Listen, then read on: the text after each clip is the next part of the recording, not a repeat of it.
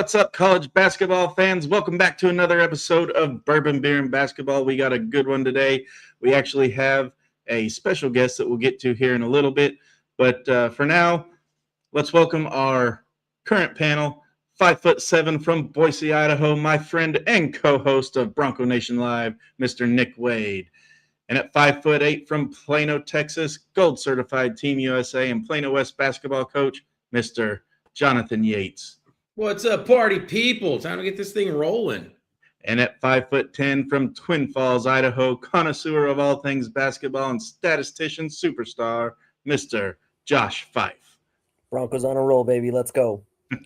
All right. We don't have Dominic or Casey with us tonight. They had other things. You can check out the Sunbelt Syndicate. Dominic's got some baseball stuff for the Sunbelt going on. So check them out after you watch this show and see what they got cooking over there. And then Casey had some work stuff, but we'll forgive him this time. So, fellas, Nick, what are you drinking tonight, buddy? I am doing the Old Faithful, and I am still rocking my kind of brew, which is just a K-Cup, signature select from Albertsons. Great quality, and gets me in the mood to deal with you guys. Yay. I was walking down my local HEB, and they have an entire non-alcoholic section. And I always – Yates, you want to do your disclaimer real quick? Ladies and gentlemen, this podcast here is just for enjoyment. The views of everybody here are theirs and theirs alone and do not necessarily reflect the policy and procedures here. Listeners are recommended to do your own research. So Nick is our designated driver, and and so he does non-alcoholic stuff. But Nick, I did see some like it must be coming around because I'm starting to see them pop up in Walmart too. All this non-alcoholic stuff. So you should be able to find you something pretty quick if it Thanks, spreads. Tom Holland and your bureau. I'm actually waiting for a good NA Heffenweisen because that would be my choice. No doubt. All right, Mr. Yates, my fellow Texas native. All right, we're going to stick with the old Three Nations, except for now that's one that they've got in conjunction with Symbol Brewing Company. This is an Eric the Red. All right, it's a good 8-pointer. Wow. Right, got a little bit of spiciness to it. You know what I'm saying? Let's get it rolling. It sounded spicy. I did get to try this one on tap whenever I was there with Yates a few weeks ago during the ice storm, and it is a good one. So I can second his enjoyment. Josh, what do you got on the table tonight? I'm gonna cover the label up here, but I'm on a prednisone taper, so I am off pretty much everything to get me back to normal post back surgery. So I'm on. Ladies and gentlemen, we do not condone drug use here at Bourbon, Beer, and Basketball. Prescribed, people prescribed. It's got the good stuff, guys. This ain't Bourbon, Beer, and Prednisone. It is for me, minus the beer. Sorry, doctors, if you're listening. Well, I have brought in a very hoppy American IPA from the oldest brewery in the state of Texas, featuring the patron saint of brewers. It's a St. Arnold Art Car IPA. There you go, TikTok. There you go, everybody else. And it's actually not being blurred out, so there it is. I've actually had this one before. It's amazing. If Dominic was here, he'd say, ooh, that's a cool can. There we go. Yeah. Crispy. Had some authority to it. Nice. Mm-hmm. Oh, if you love IPAs, that's one of my favorites. So, all right. Well, I teased in the intro that we do have a new segment tonight. I found this guy on the old TikTok talking about high school recruiting and the do's and the don'ts. And I thought, you know what? We got parents on this show, watch this show. Kids can watch this show, and let's give something for them to transition them from high school to college, what they need to do, what they don't need to do. So without any further ado, let's bring on Coach Brian Mahan from South Carolina. Coach, how are you doing tonight? Thank you. Got us, Coach? His ears went out. We've been having all kinds of technical difficulties tonight. Let me hear y'all again. Yep, live for the internet, folks. We'll give him a second to try and figure that one out. It probably has a Bluetooth issue. See if he can get it. But yeah, we've been having all kinds of technical difficulties tonight between my mic and Yates likes to freeze on screen, and Coach's ears are been a factor. But he's from South Carolina, and let me pull his credentials up real quick. I can read them off while he's trying to figure that all out. He's current athletic director at J.L. Mann High School in Greenville, South Carolina, 29th year, 7th as an AD, 26 years of football coaching as a defensive coordinator, offensive coordinator, and a head coach. And he's coached girls basketball, softball, track and field, baseball, and he's the founder of the Coach Approach HQ on TikTok, Instagram, Facebook, and YouTube. So y'all go give him a follow over there. Coach, you got us now. Yeah, I got you now. Sorry about that. We are so back. All right. Well, I've gone through your credentials and where you're from and what you're doing. So you want to kind of give us some of your accolades and most memorable moments as an athletic director and a coach, and kind of give the audience something to remember you by.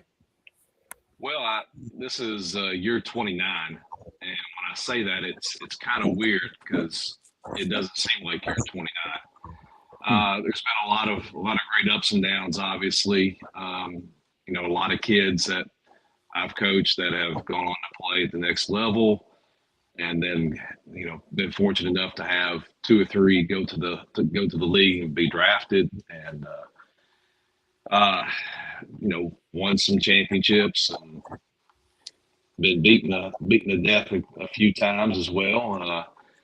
As a coach, but that's the thing about coaches. We take the good with the bad, and then the last 3 years I've been AD here at JL Mann, and we've had some pretty good success. And in 3 years, we've been able to. Our teams have collected 7 state championships over the last 3 years. So. That's been pretty exciting. Our tennis team has won state championships for the last 4 years. Our boys and girls swim teams both won state championships at the beginning of the year. Our girls and boys soccer teams both won state championships last year. The boys even won the mythical national championship for Max Preps as the spring soccer national champion. So. We've had a lot of great moments here the last 2 or 3 years. That's great. I'm gonna ask, can you point your mic towards it's cutting out a little bit still. It's like it falls down a little, and just mind of its own. Right. Technology night has a mind of its own. Again, folks, we've been having all kinds of technical difficulties. That's why this show started a little bit later. Between mics and cameras and speakers, and we'll get you a show one way or another. And again, if you're looking over here on TikTok, we are live over here. You can hear us. We don't have Dominic tonight giving you the full screen, so you just get my ugly mug here. But if you want to go be part of the show and leave your comments for Coach Mahan and for any of the panel, go ahead and head on over to YouTube, search Bronco Nation Updates, and join the show that way. Coach, you have a couple different series on your TikTok page that I've seen, and one of the main reasons I wanted to bring you on the show, you've got your 5 red flags of recruiting for both parents and players. Let's start with the parents. What are your 5 red flags for the parents? Well, one's don't be overbearing. Don't you can't handle college recruiting like you handle something in high school. You cannot be the helicopter parent. You've got to let your athlete be them and communicate with the coaches and do the emails and take the phone calls and things of that nature. You know, you need to be more of a supportive role there. Be the cheerleader, is what I like to call it. That's the biggest thing right there. The other thing is the one thing you can help your child do is be organized, and I think that's great for that instance there. But that's the biggest one for parents is don't be overbearing, don't be the helicopter parent. Yeah. And for the players, what are your red flags for the players? There's 2 or 3 pretty big ones, I believe. One is poor body language. The coaches at all levels, we watch film, and one of the first things that we look at is the body language of players, what they're doing, how they react to certain things. If something bad goes wrong, and how they react if something great happens to them. The other is grades. Make sure you got your academics in line. And then the sleeper of all of it is the social media stuff. I have seen, unfortunately, more kids cost themselves with social media posts than I'd like to mention. And that's the silent killer right there. Yeah. In an age where social media is so prominent and kids have such a bullheadedness about them, how do they go about reversing something that they've already done? Well, one of the first things they can do is do a social media audit. Just go through and remove any post that they feel like is questionable. If I'm a coach looking at it, is this something I want to see on your profile? Unfortunately, there's many instances where we all know somebody put a dance on there to a certain song, and the coach saw it and didn't like the way it was, pointing towards something that was, not appropriate, and they drop them.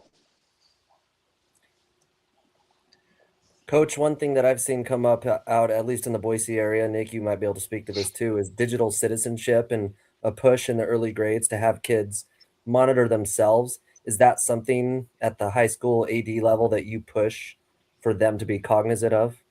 Yeah, most definitely. You're responsible for your actions, and that's what we try to teach our kids. Take care of you. Don't worry about anybody else. Make sure you're doing what you're supposed to be doing. As we always like to say, do your job. Take care of yourself. Get your affairs in order, and just be mindful of things you do. Okay? One thing is, think about something before you do it. Is it going to embarrass your family? Is it going to embarrass your coach? It's going to embarrass you. It's going to embarrass your team. That's the things we try to teach and push. No one likes to be an embarrassment. Not at all. Not at all. No.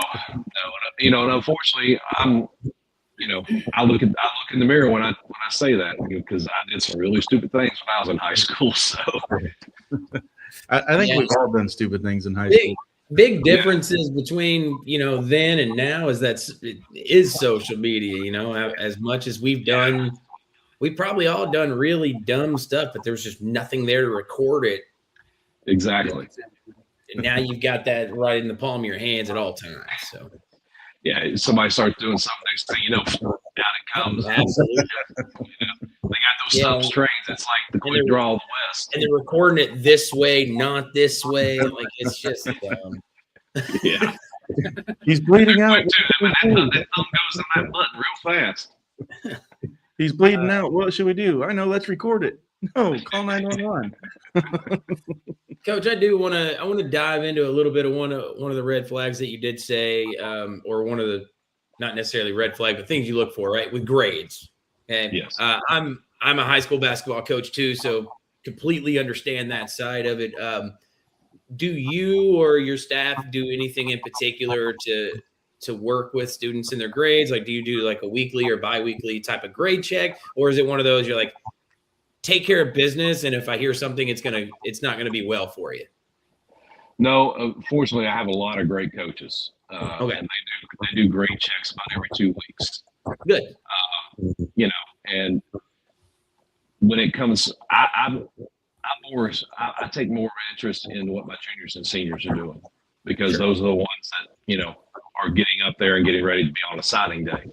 And so, you know, we work with our guidance counselors. You know, fortunately, I have a former coach who's a guidance counselor that is my NCAA person, and each coach gives us who's getting recruited, and it goes to her, and she does a deep dive in their grades, and then if something's missed, it comes back to me, and that's when I start getting on the phone with coaches, the parents, and the kid. Bring the kid involved, say, hey, you gotta, this English 4 grade, it doesn't, you know, C's get degrees, but B's get you the money. Yeah. And so with that in mind, do you keep because I would call it, like, do you keep a certain like grade and up that you want kids to do? Like, example, my expectation for my basketball athletes is they have 80s and up in every single class. Yeah. And if they don't, there's a punishment that follows. When I do, and I usually do between 2 to 3 week grade checks as well. So, yeah, I mean, we always tell them, you know, you want to shoot for the B. You know, high C is okay, but you know, there's a difference. That C is 2 points, and that B is a 3-pointer. mm-hmm. Absolutely. You know, we try to teach them that way. Now, you know, a lot of our kids here at Man are really, really good students. You know, it's mind blowing. A lot of them are in honors and AP courses, and so you know, they're really pushing themselves. And you know, sometimes those courses can be so tough that they're going to get a C in it. And I'm kind of glad the NCAA has gone to where they're going to they're going to weight those things just a little bit, considering that, you know, they're taking that advanced placement or that honors course. And so, you know, those kids, they get a little bit more leeway than the ones that are doing college prep sometimes, because, you know, they're in those difficult classes. Yeah, for sure. It is really funny, like the look on the face or the change in demeanor when you tell a kid, like, hey, did you know a college looks at a 70 and a 79 is the exact same grade? Yeah. What? It's a C, it's a 2.0. That's right. And that's one of the biggest things we got to explain to parents all the time. Wait, they're in an AP course. It's weighted. I'm like, yes and no. You know, you got to go back to the old 4-point scale that we were all on, and you know, that's the explanation. It sometimes catches a lot of people off guard. Like, well, why do we need to be taking those? Absolutely, you need to be taking those courses. They're getting you ready. Coach, do they dive into kids' extracurriculars outside of sports? So maybe National Honor Society or volunteer things they've done. Do they ask about that? Yes, absolutely. You know, they want to see what you're doing outside of your sport. You know, that goes to the general character of the person. You know, just, you know, we got Clemson down the road, we got USC down the road. You know, all their staffs, they want the total kid now. They don't want to have to worry about, you know, do I have to keep my thumb on this person on a Friday night in March? Or, you know, we want kids we can trust. And, you know, if they're doing all these things where they're getting, you know, social work for service hours, things of that nature, it kind of shows what type of kid they are. And, you know, that's the kid that a lot of people are recruiting now, the great athletes with the great character. As the transfer portal and all that, with now people are going, and in the case of Alabama, bringing on a pro athlete for 3 games, and then got shut down. Yeah. So as the transfer portal changed the way colleges recruit high school kids? I think it has, in a way. You know, the 4 and 5 stars are still going to get recruited like they normally get recruited. Sure. It's now those marginal kids that could be, you know, an FCS or an FBS type of kid, or you know, a major or a mid-major in the basketball. So I think it's changed how those types of kids are recruited right there in the middle. but a lot of times those kids come out smelling like a rose because they'll go to these, the D2 schools, and sometimes, they have the academics and the athletics. They get both of those monies, and the parents come out smelling like a rose, not having to pay for anything still. Yeah, and still kind of staying on the portal. So the high school they've done away with the clearinghouse, and not done away, rebranded it. So it's a portal. Yeah. Is there any difference between that portal and the college portal, or is it all kind of just the same thing? Just one's coming out of high school and one's college to college. It's totally different. The high school portal is more for the eligibility. They're going to look at grades, transcripts. They look at all the transcripts. If you transfer in high schools, they look at every single school you go to.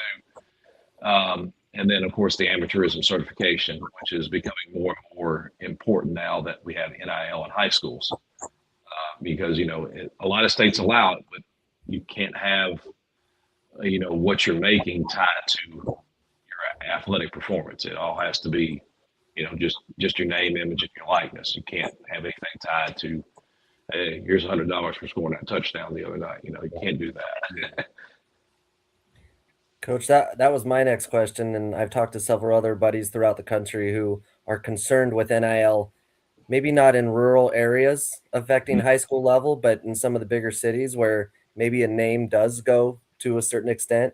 Is that something that you're noticing, or has that crept up onto your radar that you're going to have to deal with at some point?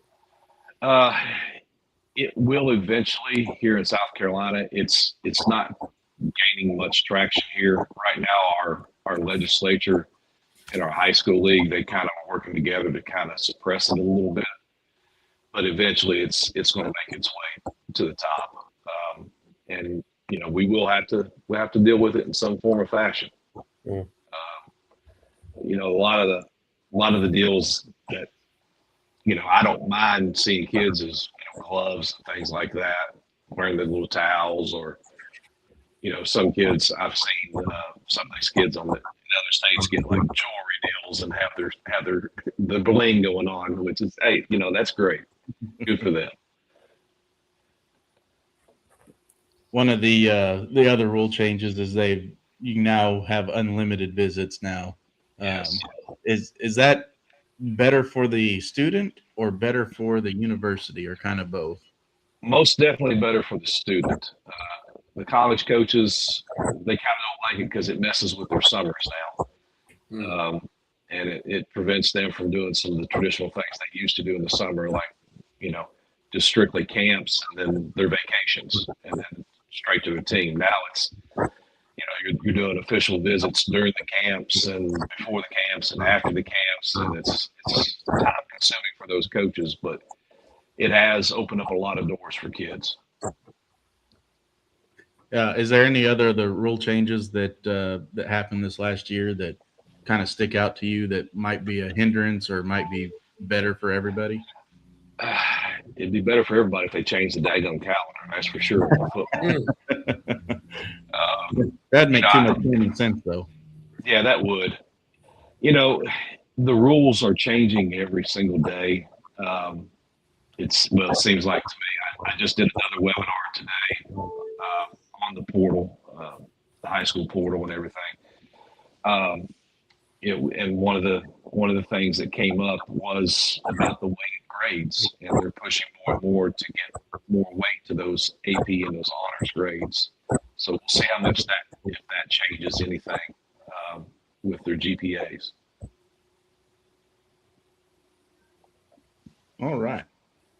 Do you guys have anything else you want to talk to Coach about? And yeah, Coach, one more question on this whole NIL jumping into the high school world, but maybe not so much NIL, college recruiting into the junior highs. I'm hearing they're getting tagged early, 6th, 7th grade with some potential, and then you see some, just some funny things happening. Have you come across that at all? Not locally. You get these 6th and 7th graders and 8th graders that go to their camps, and they see them early, and they like where they're at that age. Technically they're not supposed to talk to them, offer them, or things like that. But, we all know that things go on. Well, But, yeah, some shady, but no, and it's not such a bad thing, but it's not such a good thing either, because I still don't think that 6th, 7th, and 8th graders are fully developed yet into what they could be or will be. Some peak too early, some will peak a little bit later. Yeah. Yeah. And I mean, with being in Plano right here in Dallas, Fort Worth, those bigger cities, it's pretty wild how they're ranking 2nd graders right now or 3rd graders and saying like, hey, these are your top 11 players or top 50 players from the class of 2040. And it's like, what? Yeah. What are we doing? I've had a couple parents on TikTok, hey, can you watch my son's film? He's a quarterback. He's 7 years old. I'm like, okay. Absolutely not. I watched it. I mean, the kid didn't have a bad arm for a 7-year-old. I was like, let him fall in love with the game. Just let him love the game and play. Worry about it when he gets up to 7th and 8th grade. Start developing the techniques. Go ahead and take the football out of his hand and get him into something else too. Let that kid explore. Play a little baseball, maybe play some soccer. Like, get it. Come on now. Don't focus in on one sport. Get that big orange pumpkin that every kid in Kentucky comes out of their mama's womb with. That Absolutely. Hey, Coach, I want to take a step back. Jay and Johnny's going to like this one. Let's take a step back to the PR role of a recruit. Now, is that more important for the recruits that are on the fringe? Like, you're still going to have the 4 and 5 star recruits getting recruited and signed by the SEC, Johnny, and it doesn't matter what they do on social media or whatever. They're still going, if they've got the skill, they're still going to get on. Is the PR part of this to protect those, 3-star athletes that are, trying to vie for a Power 4 or a good G6 league? Yeah, and I had just yesterday, a parent messaged me that they had followed some of the things that we suggest with the social media stuff, pinning the highlights, doing a page where you kind of put the accolades and the stats and everything. Fortunately, it worked out for them. So yeah, I think the PR version of all that does help those kids. It gets them seen. Coaches scroll through profiles all the time, and they'll click on the highlights, and within 15 to 20 seconds they know if that person's a player or not. And so sometimes it works, sometimes it doesn't, but that's you got to bet on yourself sometimes. That's what I've told kids. Put yourself out there, put your highlights out there, put your best thing out there, bet on yourself. So Johnny, just so you know, if you got a pulse and you got a 5-star, they're still good, man. Oh, all right, good. I've see what happens. Hey, look, we got a couple of them that are going to be at that level, so don't even worry about your social media, guys. Just do whatever. Do whatever you got to do. Let's get in the other team's head. All right. There you go. State of Texas, it's all about winning now. We don't care about your future. Absolutely. As long as we bring home that state championship, you can go down to Kilgore College, be just fine. Yeah. Go play over at Eastfield. They're nationally ranked. Oh man. Well, Coach, is there anything you want to say to the audience? Maybe some of the parents that might be watching, or students that are getting ready to start planning. Actually, let's step back one step. There's one more thing I wanted to address. So the high school portal, you made mention in one of your videos, it's not a set it up and leave it alone Right. Entity or institution or whatever it is. But you want to kind of elaborate on that and kind of give the best advice for that? So there are certain things you can do inside that. The EID, if you have an educational disability, that paperwork, that's something that parents need to stay on top of. And, you know, that's for anything that would be considered an educational disability, anything from ADHD to, of course, dyslexia, hard hearing, things like that. So, you know, if you have that instance, you really got to stay on top of that. A lot of parents and a lot of counselors do like to upload the transcripts every year. So, you know, you want to make sure that you're on top of seeing that each of those classes fit your accepted core courses for the school and NCAA, making sure that you're going to meet that 10-7 by the end of that junior year. So it's a lot of detailed work, and you know, if you stay detailed, you stay organized, you stay on top of it, you shouldn't have any problems whatsoever. That's why I say you can't just, you know, set it and then walk away and come back 3 years later at your senior year, because you do that, you're gonna be behind. All right. You guys, any last thoughts for Coach? Appreciate what you do for the younger kids, Coach. It's a tough Appreciate world. it. Well, we all know, you know, the world we live in now is changing. High school's ever changing. The Lord knows I know it's changed in 29 years. So I enjoy what I do, and I, you know, like helping kids. That's, you know, my dad was a coach, mom was a coach. It's the only life I've ever known. So I saw them help kids. So I just kind of fell into place. All right. Now, is there any parting words you want to say before you go spend some time with your wife? Enjoy your season. You know, go out and ball out, play hard, stay social media clean. Don't embarrass anybody. The biggest thing is enjoy yourself. Enjoy your high school experience.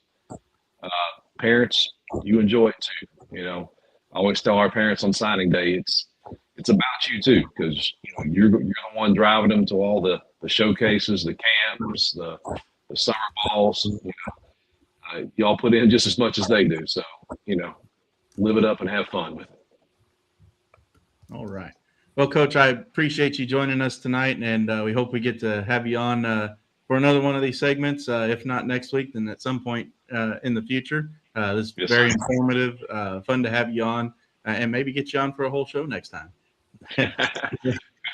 Maybe so. You know, we hitting our busy season right now, so this is actually one of my rare nights off in the spring. So, but I appreciate y'all having me on. I enjoyed it.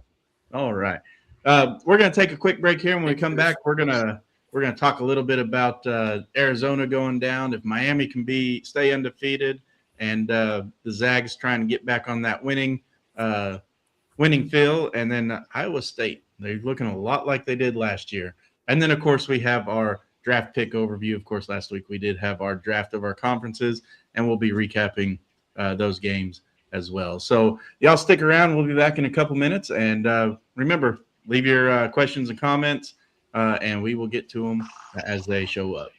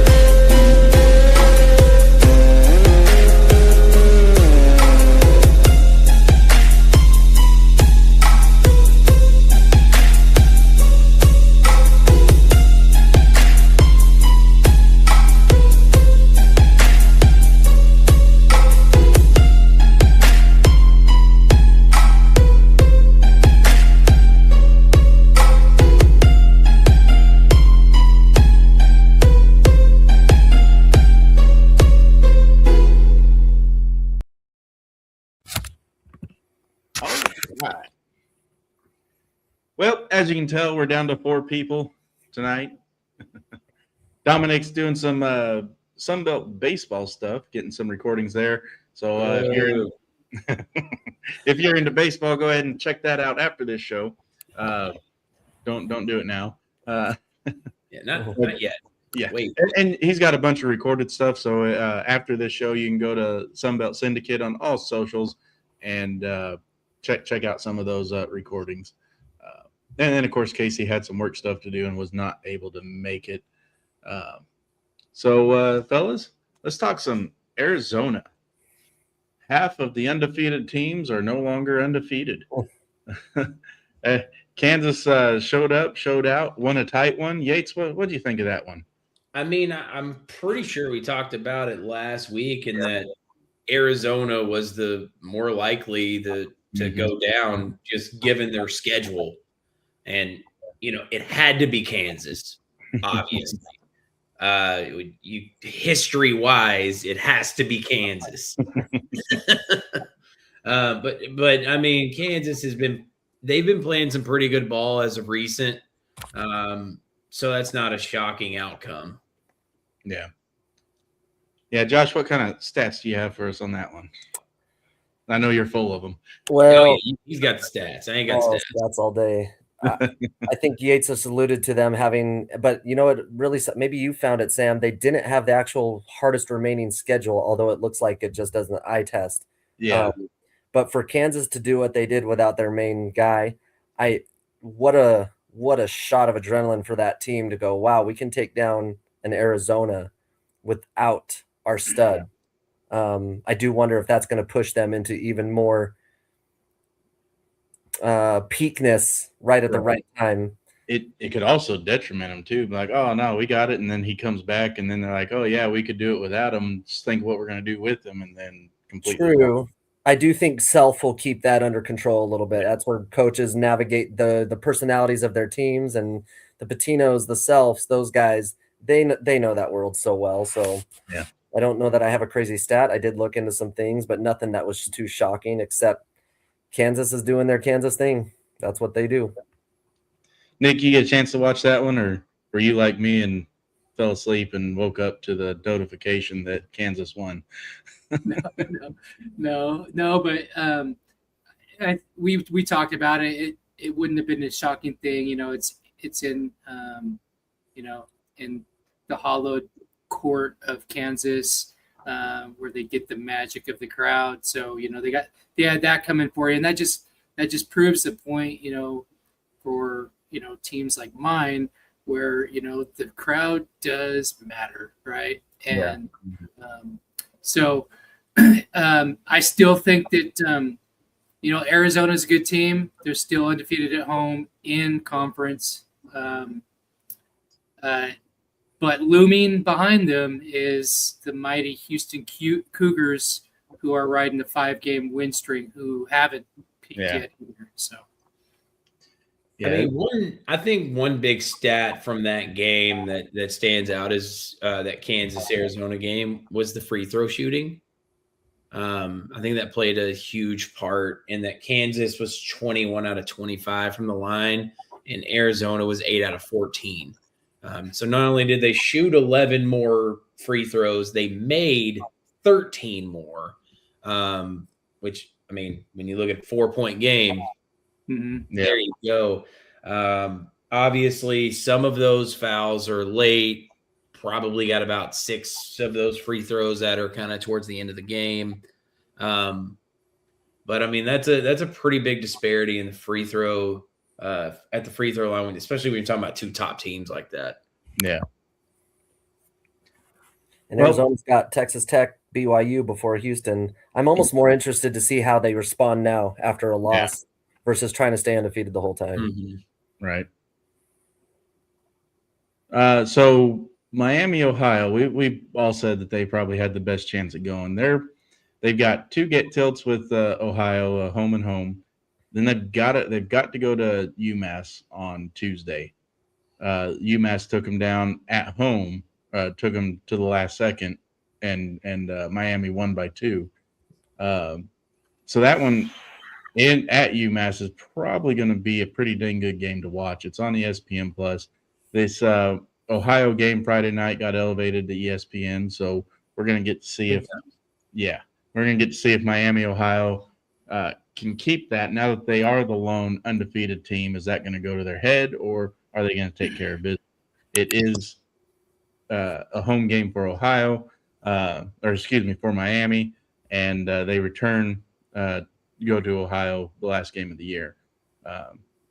The only other team that I see on their schedule that they might have issue with is Toledo.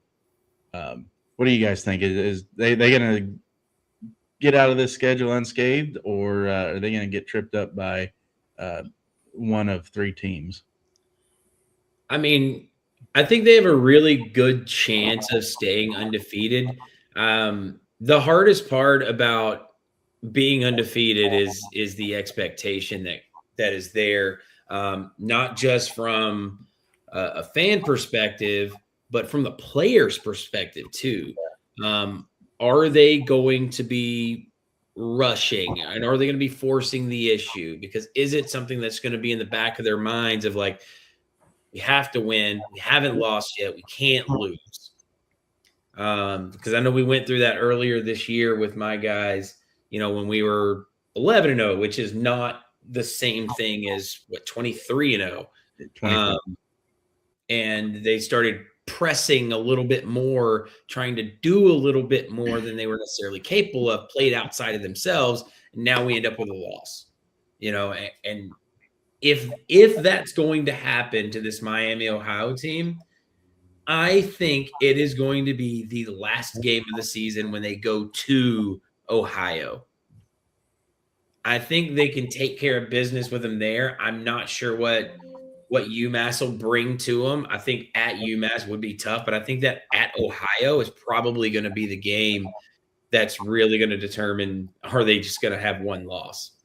And that's gonna suck if they get to that last game of the year undefeated and then lose it. Oh, that would be the worst feeling for them. At that point, it's like, don't even let us go in the tournament. Right. Talk about a tailspin. Yeah. So probably the most shocking upset of the year, at least late year anyway, happened back on the 4th with Portland beating Gonzaga after our show on the 4th. You drafted wrong. 87-80, and then they turn around, they beat for about three halves, because that first half of the Oregon State game was absolute garbage by Gonzaga too, and then they turned it on in the second half. But for three whole halves between Portland and Oregon State, they did not look like Gonzaga. You almost wonder if they're going to be able to handle the Santa Clara, and then of course they got Portland at home before they go to St. Mary's to wrap out the season. Is Gonzaga in crisis mode, or did they right the ship with their blowout win against Oregon State and Washington State?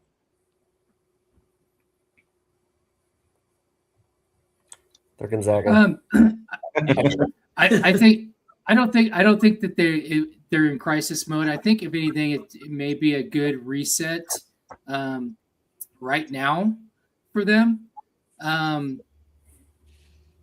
because they want to try to peak, and then they've got a few games until they get to St. Mary's. So I don't know. Mark Few, just like the Selfs and the rest of those coaches that Josh was talking about.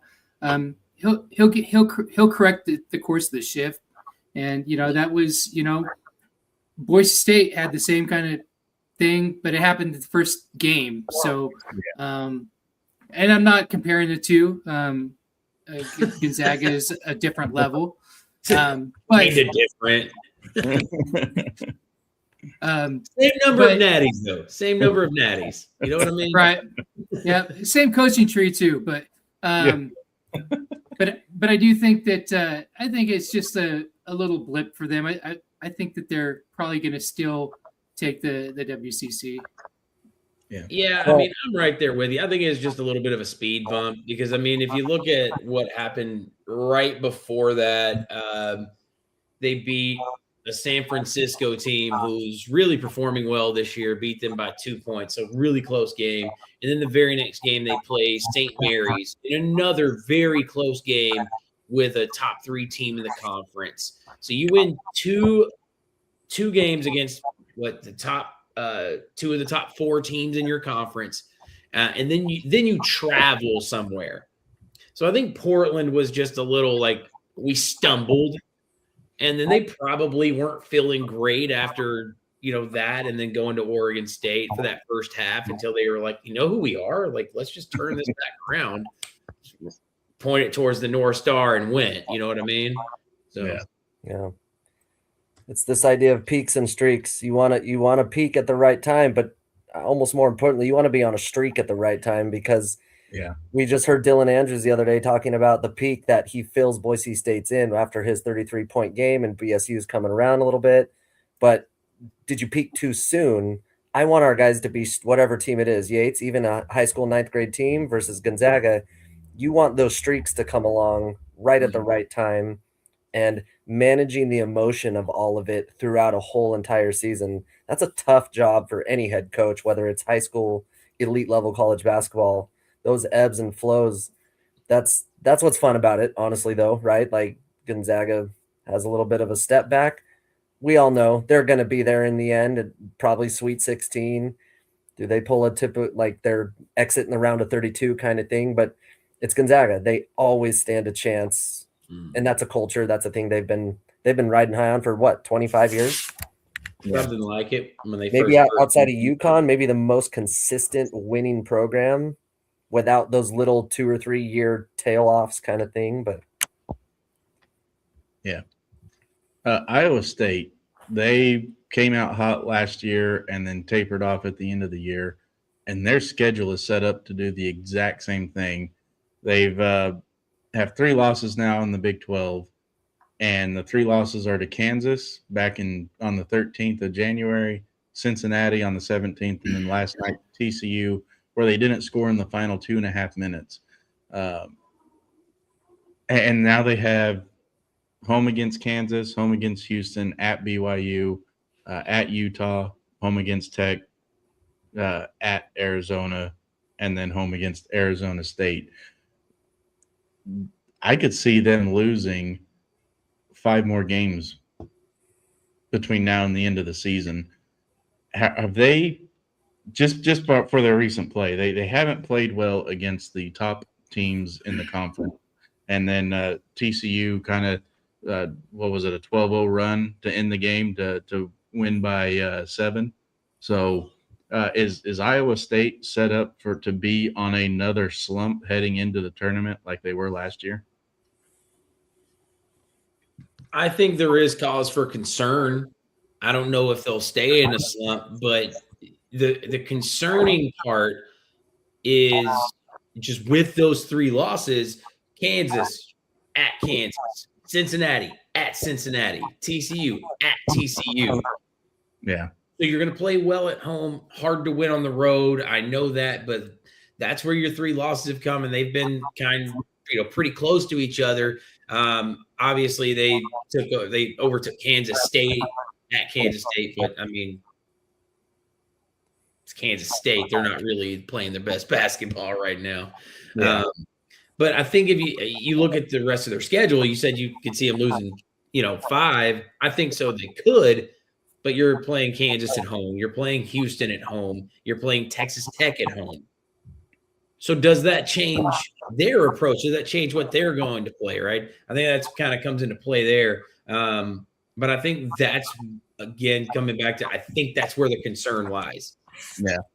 Your big losses now are to the good teams on the road. Hey, guys, that NCAA tournament is not played in Iowa State Stadium. Nope. That's my take. They got to hold on to the things they're good at and not lose sight of that. Their defense is unreal, number 6 in the Ken Palm. And so whenever these teams go through these peaks and valleys, you recenter, right? Yates, you probably have this talk with your team several times, like, guys, stop, get out of your head. You know what you're good at. Let's come back. Yes, we have a tough schedule. but you are defensive beast. So get out there and let that drive you. Hold on to those things you're good at, and all the other stuff will come.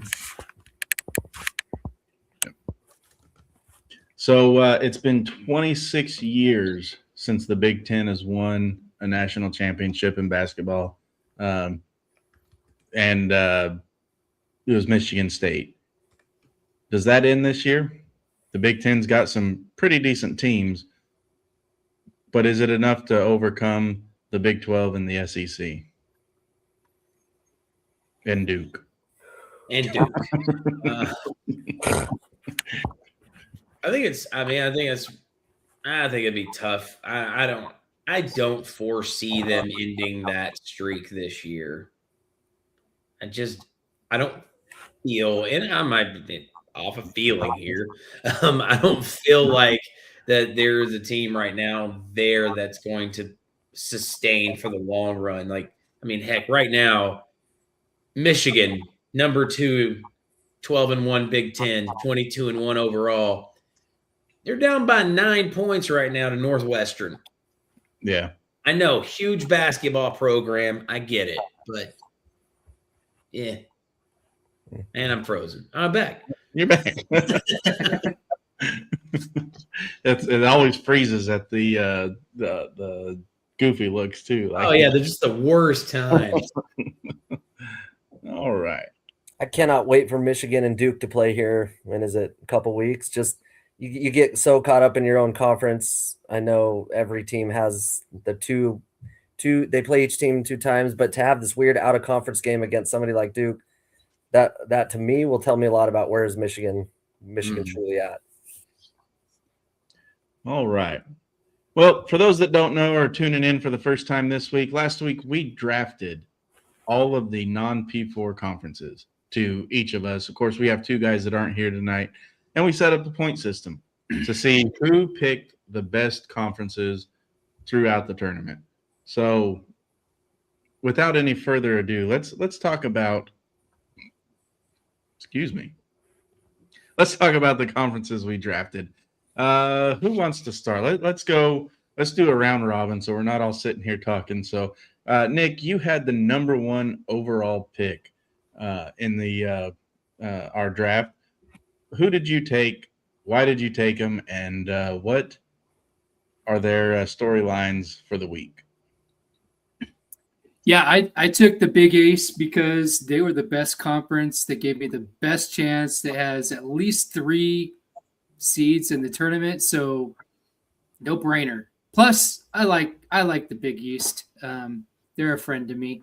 I like some of those old school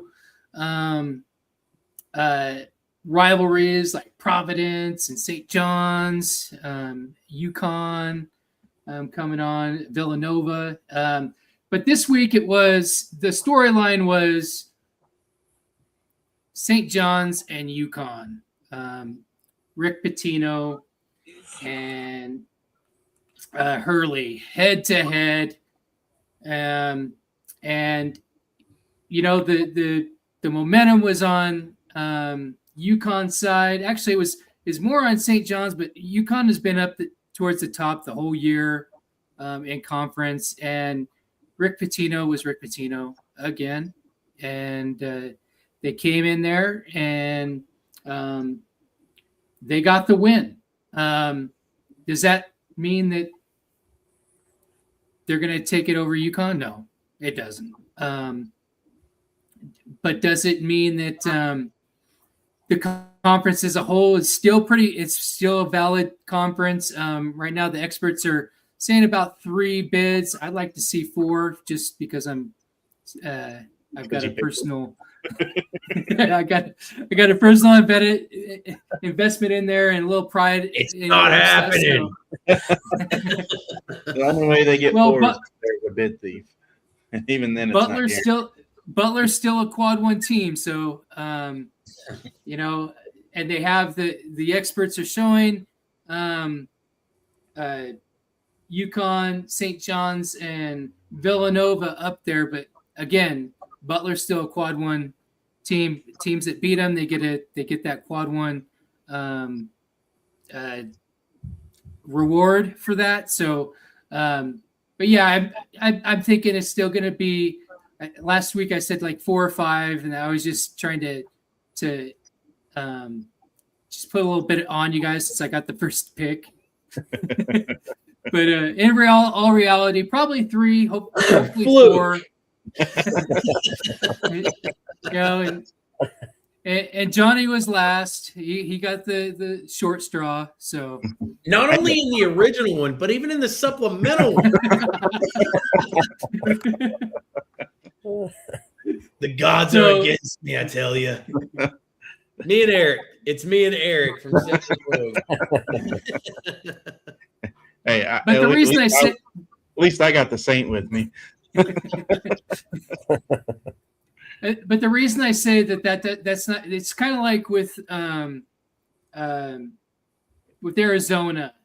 UConn went into St. John's, and of course St. John's is supposed to win at home. All these teams, if you're a good team and if you have aspirations of being in the tournament, again, you have to win your home games. Okay? So St. John's just, what they did was they took care of that expectation that you win at home. Okay? And so I'm just going to continue to have fun and enjoy this battle in the Big East because I know that I'm guaranteed probably 3 spots, hopefully 4 if Butler gets it together or something like that. So that is the storyline going on in the Big East. Maybe if we have time, I'll talk about the drama in the WAC, man. It's WAC. There's some wacky stuff going on over there. Ross, you took the Mountain West with your number 2 overall pick. What's going on in the Mountain West? It's an interesting time in the Mountain West.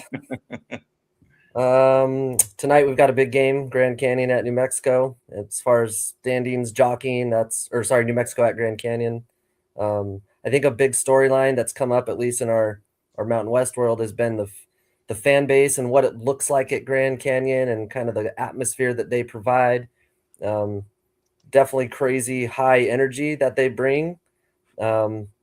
Just seeing the highlights and everything and all the light shows, it felt like a nightclub almost, what I felt like, which is maybe a little less organic than a Utah State or a New Mexico. But just a lot of reminiscing as Boise State fans on the last several years with being down at the pit and all these little fanship rivals that we've had that are super fun and annoying at the same time.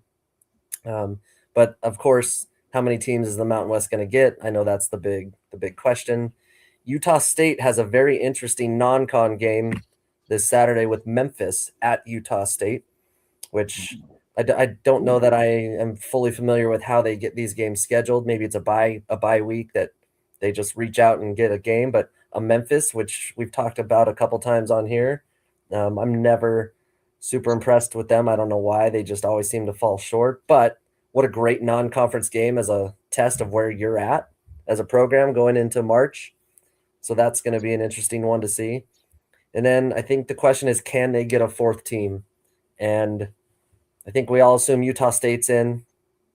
After that, maybe it's Utah State, San Diego State 1 and 2. But the more I watch this all unfold in the Mountain West, I know I said 4, but I'm starting to wonder, can we get 3? And I think maybe their benefit is some of these other big conferences having – I don't think we're going to see 14 SECs. So does that make way for a last second in for a 3rd or 4th place Mountain West team? And if you get a GCU or a Boise State who goes crazy at the Mountain West tournament and wins it all, there's a bid stealer. So lots to unfold in the Mountain West still. Yeah, I think the Mountain West best chance at anything over 3 is going to be no bid thieves in any of the other conferences. Yeah. I had the number 3 overall pick, and I did choose the West Coast Conference. And then later that night, Gonzaga decided to lose the Portland Pilots, even behind Ike's. Did you get any trade offers? Yeah, no, I did not. Pilots, baby. Pilots for the Natty. Anyway, Ike had a 24-10 double-double, and they still lost, but we won't talk about that. Actually, we will. But the Zags, they got back on track. They ended up 20-point win against Oregon State. Then they blew out Washington State. And they have a huge matchup against Santa Clara on Saturday. This one's going to be really telling on if the West Coast Conference is going to get 3 teams in or not. Santa Clara wins, you got a really good chance of getting 3 teams in with Gonzaga, St. Mary's, and Santa Clara. So, but it's basically down to those 3 teams winning the West Coast Conference. Santa Clara's freshman Alan Graves is really going to be a problem moving forward. He had a 31-13 double-double against Washington State and propelling Santa Clara to 16-0 when scoring 80-plus points.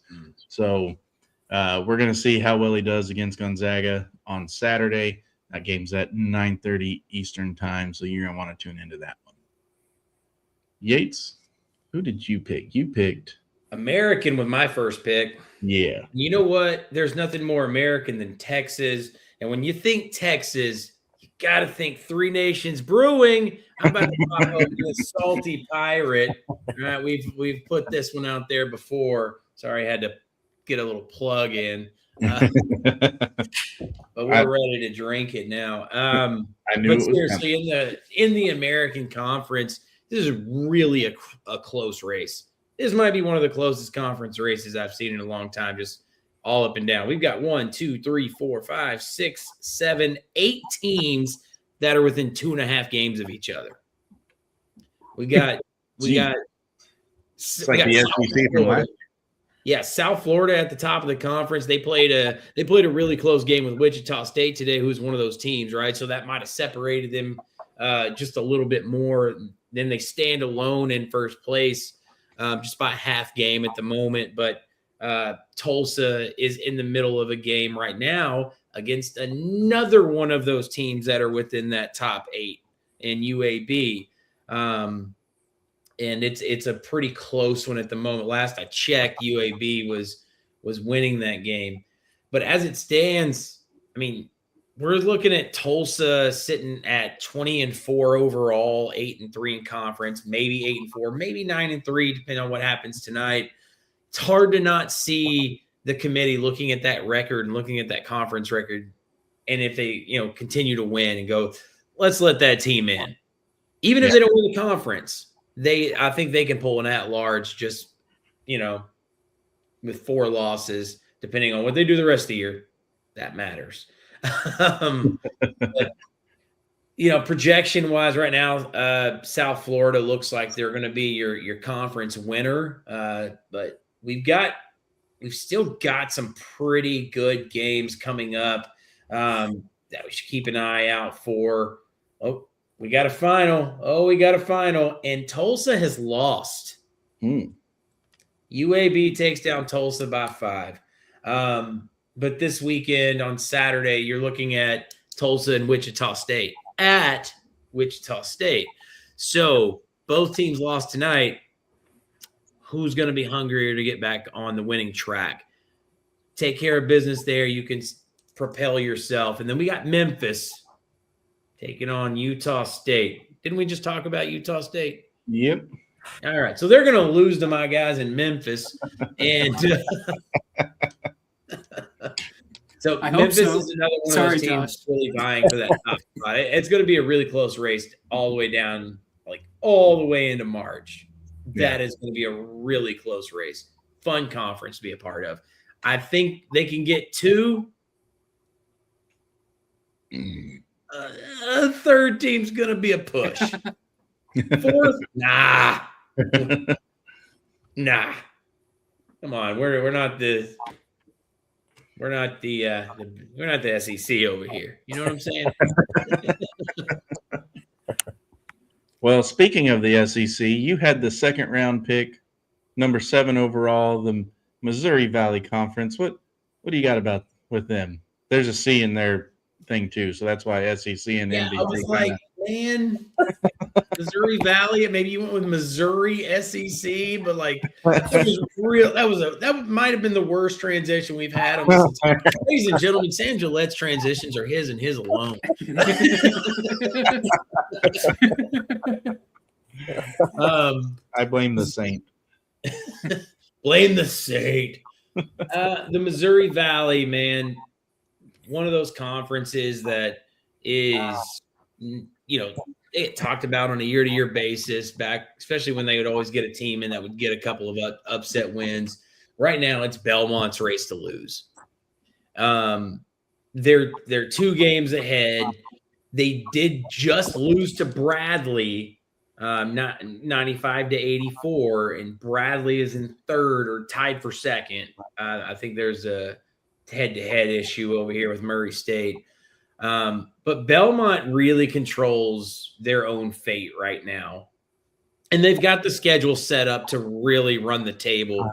They do have to go to Missouri State and to Illinois State.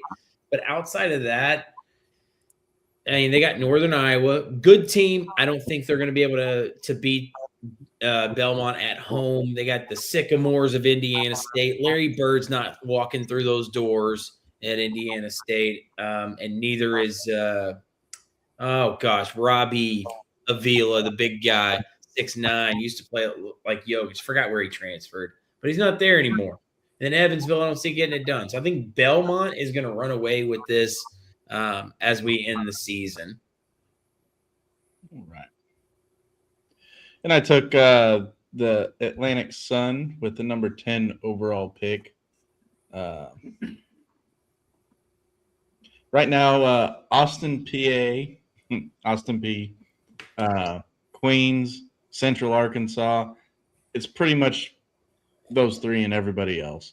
Austin P improved to 11-0 at home, and they lead the A-Sun in steals at 10.3, and a scoring defense at 70.5.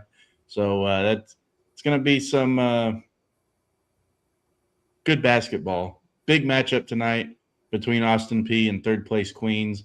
That's really going to decide kind of some seeding situations there. Central Arkansas making a push for regular season champion too. Cameron Hunter went off for 28 points against North Alabama, and the Bears are currently 2nd at 10-2 behind Austin P, who's 11-1. And Queens are finally getting out of their 3-game skid with their win over North Florida, 91-72. But the big game tonight, Austin P and Queens, that's going to be a good one. So it's going to be one you want to tune into, I think, if you like the mid-majors. And Josh, you took the Southland with the number 11 overall pick. What's going on in the Southland? Southland, I think Stephen F. Austin is, I don't want to say running away with it, but they are definitely looking like the most dominant team here. Them and McNeese, it's kind of a 2-team race, although Stephen F. Austin has Rio Grande Valley coming up, and we saw them play Boise State earlier this year, and they've tinkered with top 100 Ken Pom throughout the year, so they've got some skill there. But I think as far as any hopes of this conference maybe having an upset potential in the tournament, I think they're riding with Stephen F. Austin, and they've got the history to show they can do it. There's a culture there that they know they can go into a tournament and win a game. So they're currently on a 10-game win streak, 14-0 at home this year. So I don't see them slipping at all in the Southland. Yeah. Yeah, SFA's got a pretty stinking good team this year. So 22 the Yates, 2 years ago they made it to the tournament. 2 years ago? 3 years ago. Yeah, it's here recently. I know, recent memory. Very recent, yeah. All right, Nick, you had the 12th and 13th overall pick. Why don't you tell us what's going on in the Summit and all that wacky drama going on as well in the WAC? Yeah, so in the Summit, everything's going as I expect. A lot of cohesiveness in that. The top 3, really, the top 3 teams in this division: North Dakota State, St. Thomas, the Tommies, and North Dakota. I strategically made my choices in these conferences based on what I thought the favorite that I had in that league would do in the tournament. That would help. They would bring me more points when we get to that point, that level. I chose the Summit mainly because of the St. Thomas, the Tommies. They've had some success, and they've gone to the tournament. Right now, they're forecasting that they will get this league championship, and this is a one bid league. So that's kind of why, when I ranked my conferences, I was ranking them hoping that I would get that number one selection, which I did, and I'm very grateful for that. And who got the last one, by the way? Who was the last? Yeah, poor Johnny, man. He got the short straw in both of those. Twice. But Thanks, ChatGPT.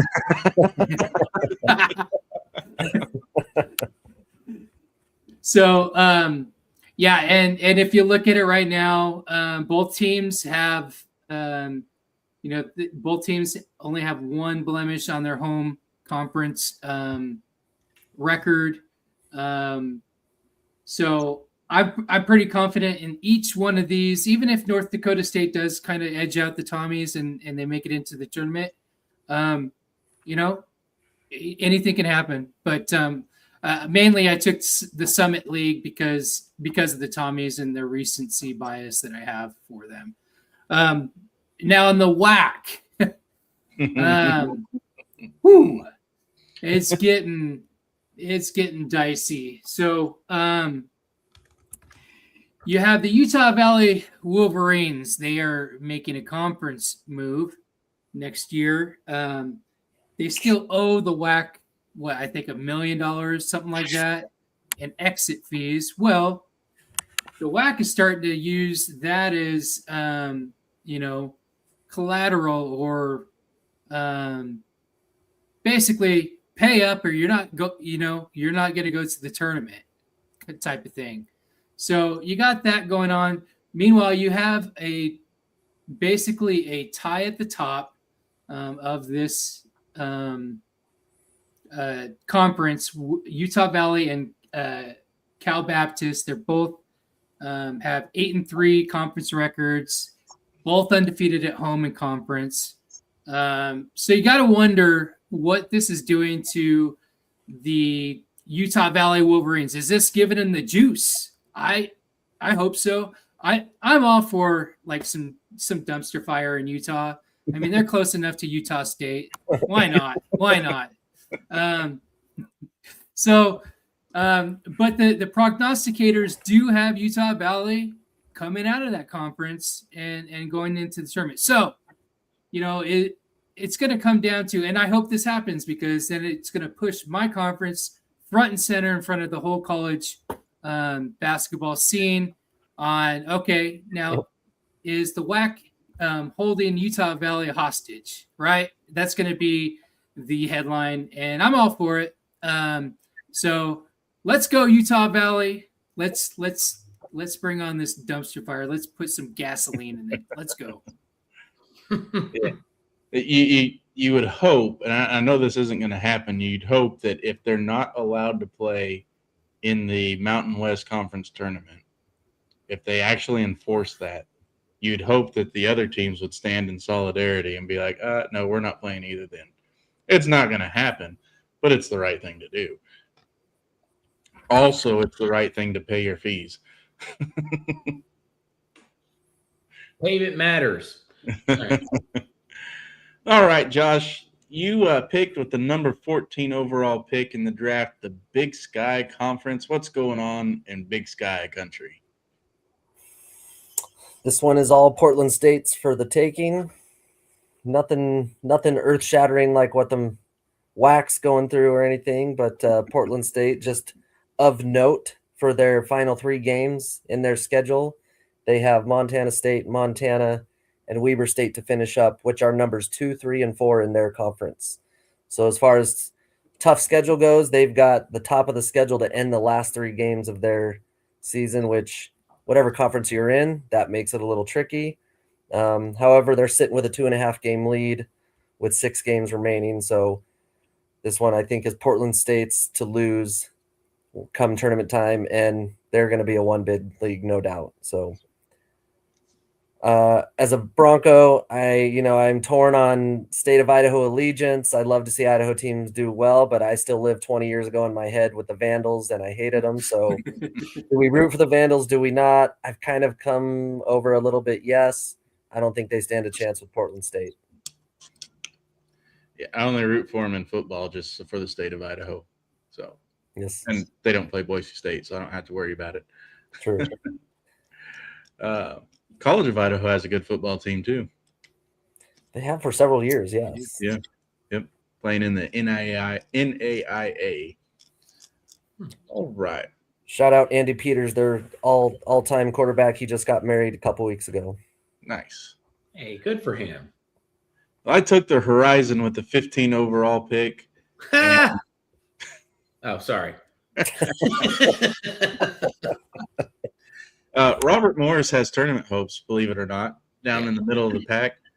If they can win their conference tournament after upsetting Wright State this last week, then they've got a good chance of making it.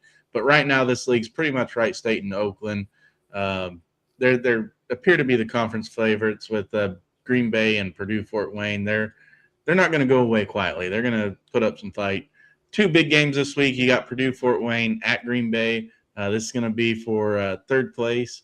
And believe it or not, Robert Morris, if they can beat Oakland, will also be right there in that third place conversation as well, if they can pull that second straight upset over the top 2 teams in the conference. But it'll for sure propel them into the top 4. I should have looked deeper into it, but I didn't, and I'm sorry. But I don't know what the head-to-heads are like between Robert Morris and Green Bay or Purdue Fort Wayne. So, but it really tight race coming down to the wire. It's basically Wright State, Oakland, Green Bay, Purdue Fort Wayne, with Robert Morris right there. Maybe if they beat Oakland. If they don't beat Oakland, it's pretty much win the tournament, or this conference, it's win the tournament or else. But Robert Morris, for their momentum going into the tournament, a win against Oakland would really help that. So, but as far as conference races go, this one's starting to tighten up. A lot of people thought Wright State and Oakland were going to run away with it, and they were going to be the conference favorites. But here in the last few weeks, Green Bay and Purdue Fort Wayne have really come on strong. And here, just recently, Robert Morris has started to gain some traction, which goes to that getting hot at the right time, being streaky at the right time. So will it carry into the tournament, the Horizon tournament? We'll see. And now we go back to Yates. I'm here. You know what? The number 18 overall with the Big West. Yeah. I know we got the Big West. I'm going to come back to the Big West. Okay. We can do that. I want to go with another squad right now, or another conference, and that's going to be the Ivy League. That was your 19th overall. You want to know, here's why I want to go with the Ivy League. All right. Because right now they lead the nation in GPA. No other conference can compare with what we do academically, and for that, I want my national title. Thank you. So you're with a smooth 3.65 GPA. Yale right on their heels with a 3.62. It's going to be tough down to the end. No, but seriously, this race in this conference it's going to be Harvard or it's going to be Yale. And they've got a rematch in which Harvard bested Yale 67-65 at Harvard. But on Valentine's Day, it's going to be a St. Valentine's Day massacre. You know what I'm saying? We've got Harvard going to Yale. Which of the smart people are coming out on top? Whoever does that is going to take this conference. And I think it's going to be Yale this time. They're sitting at 18-4. You know, I'm not saying their schedule has been great, but they did beat Akron, who is doing pretty well in the MAC right now. Have they beat Ohio though? Miami, Ohio. Hadn't played them, which is wild. Really? They did also play Alabama, but it was a 24-point whooping. But But outside, but I think Ivy League wise, that's your race right now. Harvard and Yale. It's gonna come down right to that Valentine's Day game between them. Gonna be a lot of fun. So you want to talk about the Big West now, or I guess I'll talk about the Big West. Who cares about the Big West? They're in the West. what did you pick them for? Because there was only people left. Was I going to take the SWAC that high? I didn't think so. I think the AAC or the MEAC. Yeah, the MAC. No, this is a really tight race too, where we've got 5 teams that are within a game and a half of each other. Hawaii's one of those, and then we have the old Anteaters at UC Irvine that are both 9-3, sitting atop the conference at the moment. Let me see. They had some games in there. I wish I would have wrote it down. But tonight that I'm not going to stay up and watch because it's going to be past my bedtime. But we do have those Anteaters going against Cal Poly. That should be a pretty good game. It's at Cal Poly. I don't see Irvine losing that game, but I think that'll be a good matchup to watch there. But Hawaii this weekend at Cal State Northridge, I think if they can come out of that unscathed, I think they stand a pretty good chance to take the conference. I still like Hawaii here, sitting at 17-5, but those Anteaters are pretty tough too. So what you're saying is get out a second mortgage and put it all on Hawaii. Ladies and gentlemen, here at Bourbon Beer and Basketball, their opinions are opinions only. This is not professional advice. Please, if you need help with gambling, please call 1-888. What is it? What is it? I got $10 if you tell me what it is. Keep cash.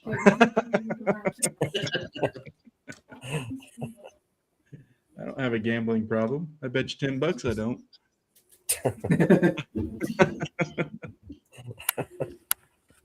Well, with the 22nd overall pick, I did take the MAC. I love it. Merrimack sits atop the MAC all by themselves, but they are in close company with St. Peter's, and then a little bit further down, 2 games behind, is Siena, Marist, and Quinnipiac.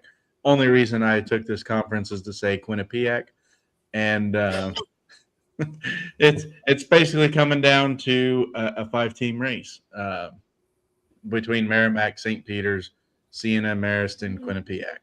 Merrimack is the last remaining unbeaten at-home team in the MAC at 8-0. And St. Peter's beat Siena last week, 70-65. So to take second place, so that we already have some shakeups going on. Quinnipiac is on a 3-game winning streak after their midseason slump finally came to an end. And 4th place, Marist looks to become the first team to knock off Merrimack at home tomorrow night.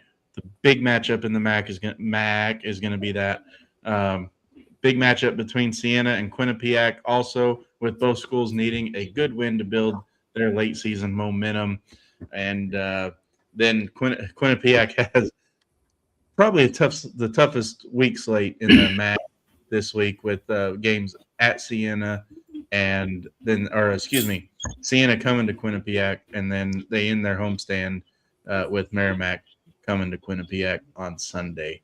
So really good basketball in the MAC this week that's going to really shape the tournament seeding going forward. All right. Josh, your final conference, number 23 overall, the OVC. Why'd you pick the OVC, and what's going on over there?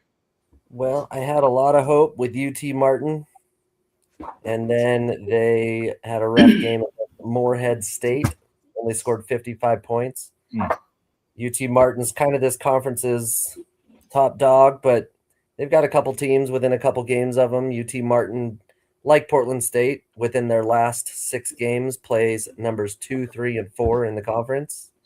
But I do see them probably pulling it out. Interesting, just stat nerd stuff going on here. In their last 3 losses, they went 4 for 19, 11 for 32, and 6 for 39 from 3-point range. So they are a die by the three kind of team.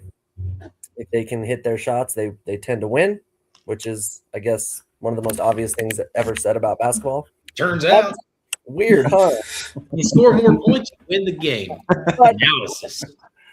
When it comes to 3-point land, this team, they need those threes to drop. Otherwise, they're in big trouble. So I do think they pull it out. UT Martin's probably going to win this one. Again, another one-bid conference. But Southeast Missouri State has won 6 in a row and looks like the hottest team going into the end of the season. So we'll see if UT Martin can hang on. All right. And Nick took the neck. The NEC for Nick with his final pick, the 24th overall. Nick, what's going on in the neck? Nick Nack, give us a patty whack or something. I don't know, however that went. Ladies and gentlemen, this is Nick Nack Padawack, give a dog a bone. Yeah, there it is. There That's you go. going for. All right.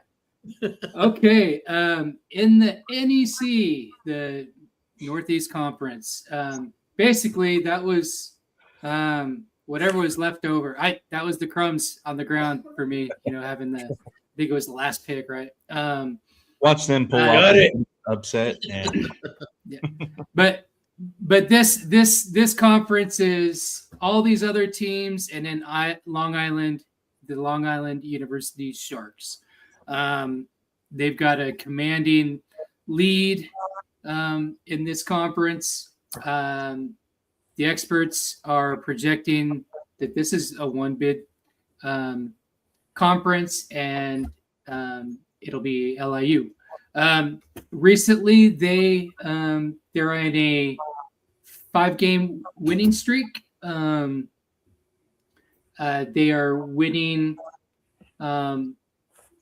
They're winning away big time when they are on the road, and they are taking care of business at home. Their last game against Stonehill, they won 61-54.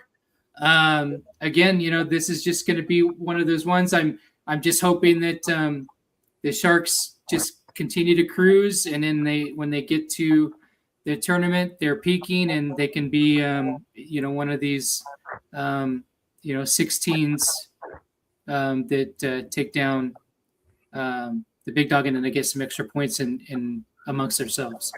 Yeah, that's not happening. It's the NEC. It's not like you have the SWAC, which is Johnny's last pick. The last pick overall, number 27. Mm-hmm. It's been a big week for us. It's been Bethune-Cookman's race to lose. Still. In fact, they went to overtime on Monday. They went to overtime, but they pulled out the win. This weekend, I don't see them losing. Got Alcorn State. There's not really too much developing in this conference. You're going to get your one team in that's going to win your conference tournament. That's about it. You got 2 teams with a winning record. Bethune-Cookman's one of them. Alabama A&M's the other one, but Alabama A&M sitting 4th in the conference. Kind of lets you know what you're working with right there. But yeah, just keep an eye on Bethune-Cookman. I mean, they are fun. They are a little fun team to watch. They average about 75 points a game.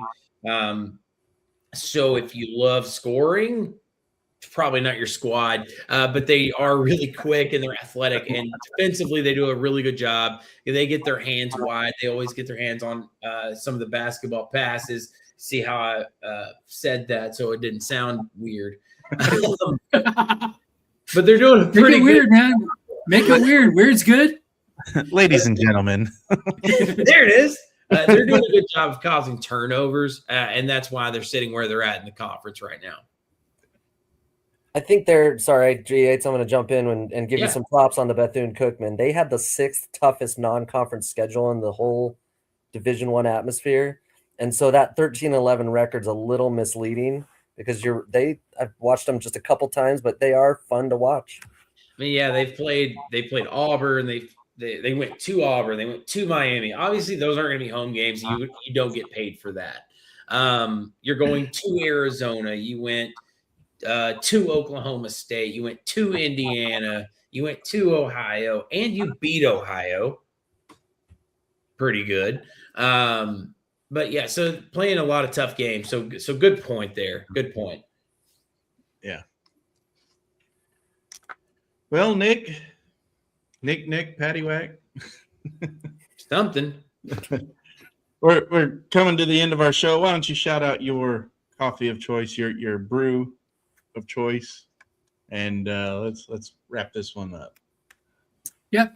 Like I said, I'm being run by French Roast K-Cup from Albertsons, their signature brand. You can get a big box for like less than $10. Store brand, just like I said, that just as good a quality as the name brands, and most of those stores that you get them from, they help the local economy. Albertsons gives back to the community. Any one of their banners and all across the country, support your grocery stores. All right, Yates.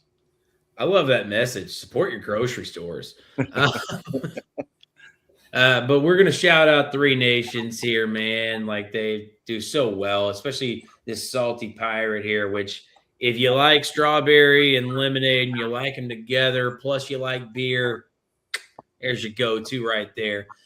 The other one I drank tonight, Eric the Red from Symbol Brewing, who works in collaboration with Three Nations, make that great beer right there. All right. Support your grocery stores, man. Yeah, the local ones, man. Joshua, hardworking people. They doubt. treat their customers with tender love and care. Just go in there, skip the big boxes, and go to your local grocery store. Yeah. Josh P5. P stands for Percocet. Not Percocet. Prednisone. Molly, though. Whatever. It's one of them P's. Yeah, I'll just shout out good medication that keeps your back strong for teaching kindergartners in a PE class, because that is You're here. What better way to wash down your prednisone with a St. Arnold IPA, Art Car IPA. Yates, where's your medical disclaimer? This is not real. Hold on, somebody play some really uplifting music. Might cause depression.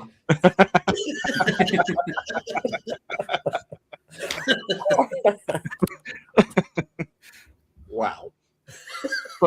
My bad. I've got a very hoppy American IPA, 7.1. I picked this up at Walmart.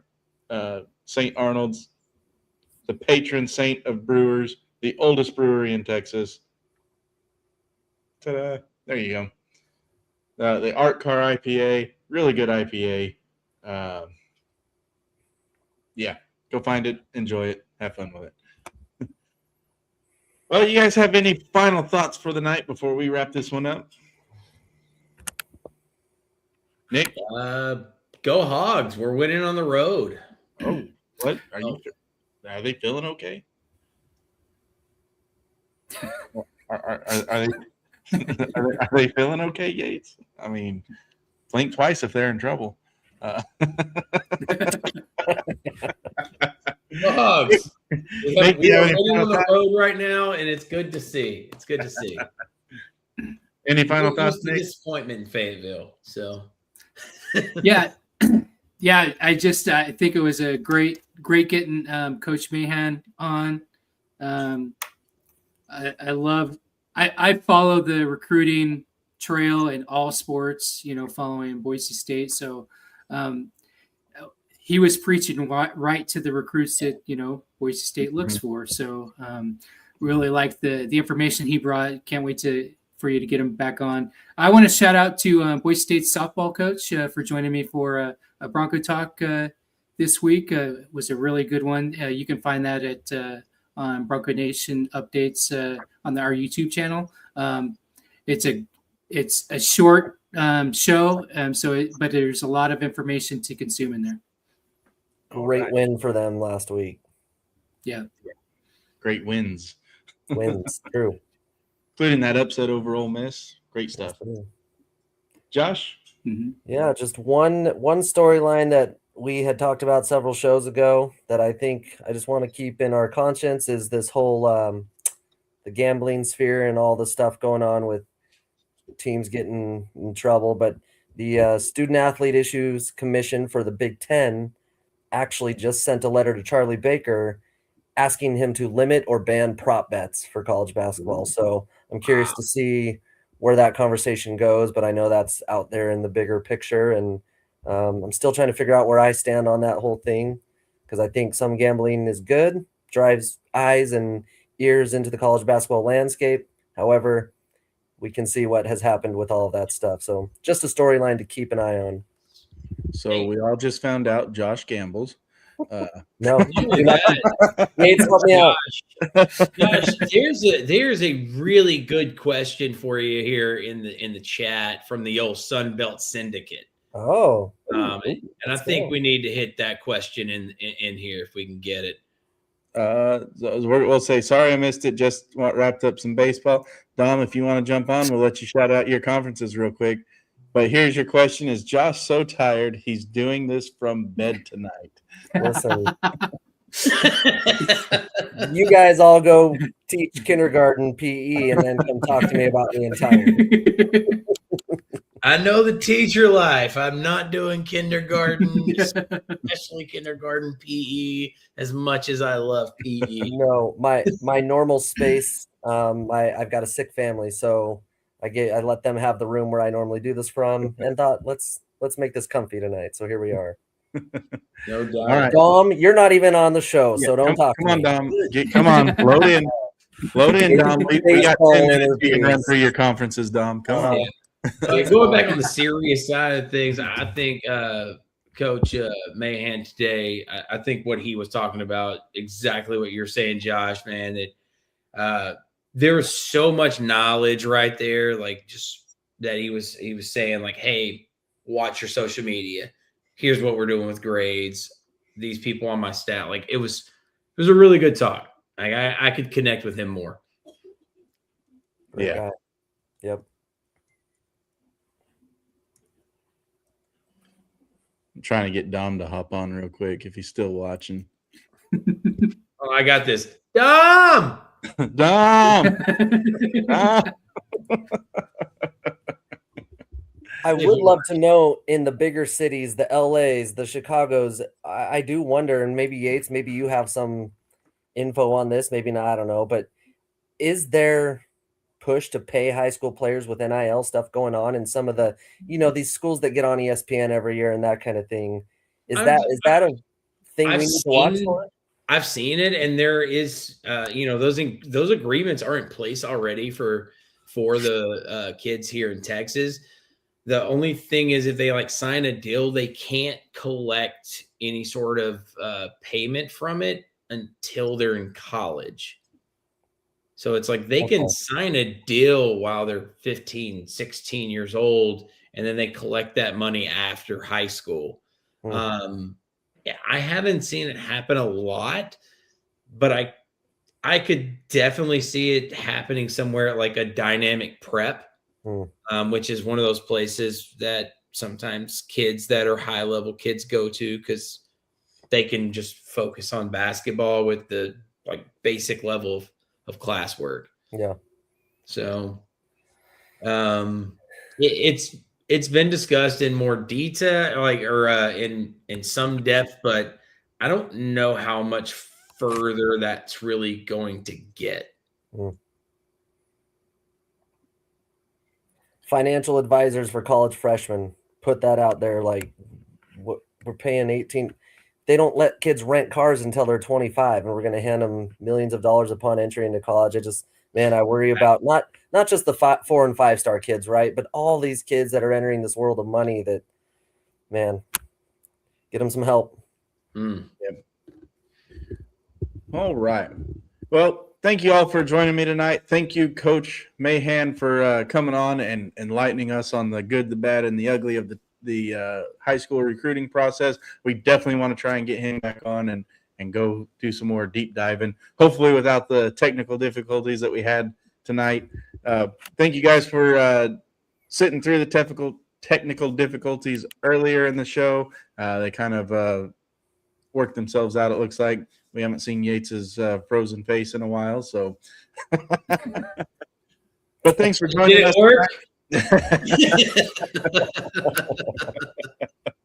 Thanks for joining us tonight. Remember, same time next week, right here. Dom will be back.